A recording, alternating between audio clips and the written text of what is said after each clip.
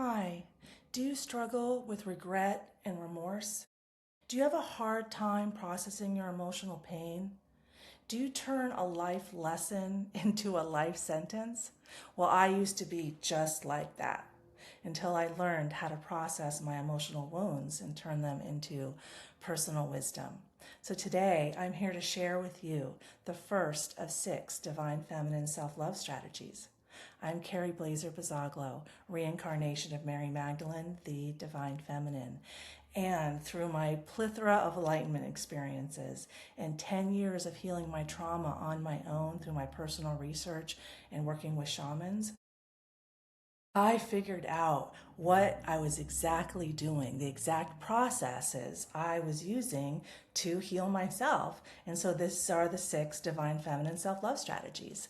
Let me share, there's an ebook below in the description, and I will share a picture of it later. But let's start with why appreciation, learning, and forgiveness culminate in ego death.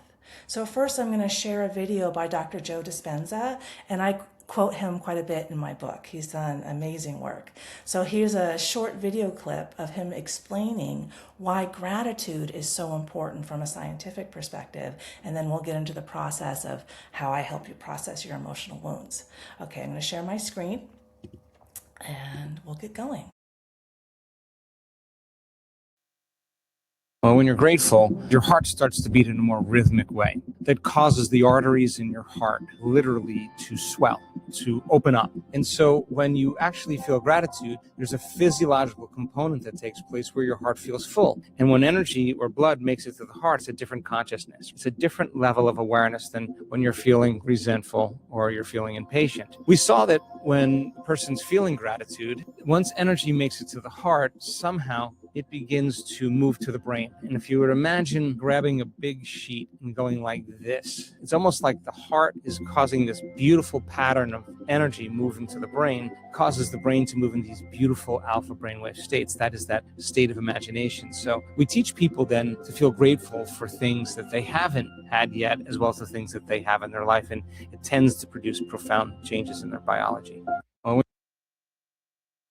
Yes, it produces profound changes in their biology. And that's what I found is that when I open my heart with gratitude, that reduces my cortisol.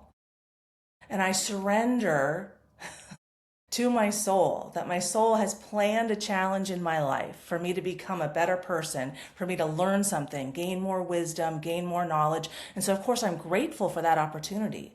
So when I started looking at challenges as opportunities for growth, the gratitude just flowed. And as Dr. Joe Dispenza just explained, it's a biological, physiological process that helps us become healthier, more emotionally balanced, hormonally balanced human beings. So that's why I start with gratitude. Then the next step is learn your lessons. And here's an example of how I did it one time and how I learned to kind of ask myself, why am I having this challenge? What's really going on in my subconscious, my shadow, my wound? How is my subconscious lying to me, basically? And so here's the example. About 8 years ago, I was having an argument with my youngest daughter, and I was wrong and I needed to apologize, but I didn't know how. My mom was an alcoholic. She used shame, guilt, and fear my whole childhood. And I didn't understand how to apologize at 47 years old. Okay. So I asked myself, and I had done a couple of years of work by that point. So I'd kind of figured out how to talk to my subconscious and believe what I heard. So I said, well, why can't I apologize to my daughter? And what I heard was that I'm afraid that if I apologize, she will leave me. And I'm like, that's not logical. Because if I apologize, she should want to stay, right? Like that would be a healthy person. Like no one's perfect. We come here to grow and improve and mature. So, I'm not perfect.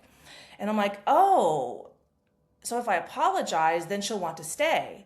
And in that moment, I understood like why all my relationships were so challenging and so many problems, because I was listening to the lies in my subconscious and my wounds, and I didn't know any better.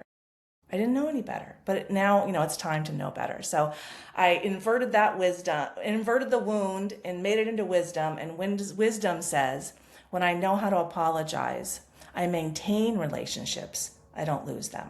Okay. So, and how did I corral myself in my own emotions to look inside of myself? I asked myself, what's the wisdom inside this wound?